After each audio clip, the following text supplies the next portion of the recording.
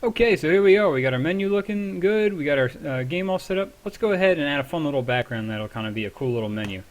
How are we going to do this? So let's go ahead and go into, let's say, we'll leave it in perspective. We'll go to unlit though. Go into your scene here. Grab this, I think it's a horizontal. Let's see what we got here. Horizontal boundary. And go ahead and just make a copy of that. Hold Alt and drag down. And then we'll grab, let's see what we got here. Yeah, this looks good. So we've got these two little boundaries. And let's turn our camera to an orthographic. That way it looks like the rest of the game. Set these guys to something, you know, like let's say 1200. It's got a negative 1200.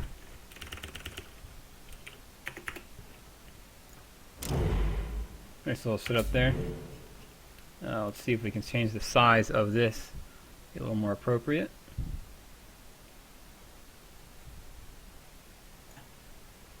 We'll move these guys in. About like negative 1000. You'll see what I'm going for in a minute.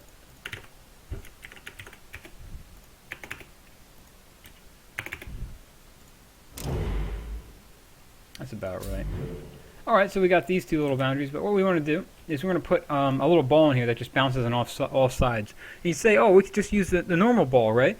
But no, not quite, because we don't want it to just fly off the edges and then go to the goal and then come out again. We want it to just bounce around in a circle. I mean, that's what I'm trying to go for with this. Let's go ahead and just make something silly like that. Let's go ahead and go into our blueprints here. We can do a cool thing. Go to your blueprint, right-click on it, go ahead and just hit duplicate. And then we'll call this BP ball menu. Pretty cool. Double click on that. Inside of here we can get rid of a lot of the functionality. So event tick, we don't need to check if the game's over, because this is not going to ever go game over. We do need a starting position. We don't need to check against the pawn paddle, enemy paddle. We do need the horizontal boundary. We don't need the left goal, and we don't need the right goal. Well, actually, we could use just one of the goals. So let's we'll tear off all the bottom stuff here. We'll get rid of everything except playing that sound. We don't need either of the paddles, because there's going to be no paddles in the intro. And if we pull this up,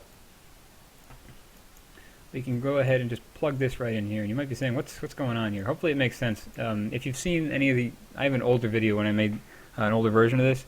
Basically it's a ball that bounces around in all directions. In this case, all we need is we need something that handles the horizontal boundaries and something that handles the vertical boundaries. In this case, it's going to just be the horizontal boundary. Going to be these. And we're just going to use the left goal object only. That way we can just handle functionality for one single object. So I'll go ahead and just pull this way. And we'll just make a copy. Well, actually, let's just we'll scale that down. I'm sorry, no, we'll just leave that there. Put that there, maybe something like there. How about we do that like 1500? 1500, negative 1500. And then inside of here, inside the ball, all we got to do is make it, instead of just doing this weird setup, delete off the ends of this here. We want to get, we don't want it to, reset the position of the ball. We want it to bounce off it, but instead of bouncing off of the X, we want it to bounce off the Y. So let's go ahead and just do that. We'll copy this guy right over, plug this in, disconnect this, plug this into here, and now it should theoretically bounce off the ceiling and off the walls.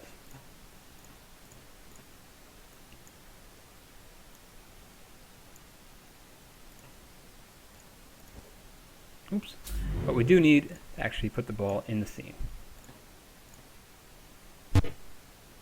You may be noticing an issue. Let's solve that right now. We need some randomness. Let's go ahead and go back to the normal ball. Grab some randomness right here. Go into the ball menu here. And hold on one second here. Let me just get some stuff.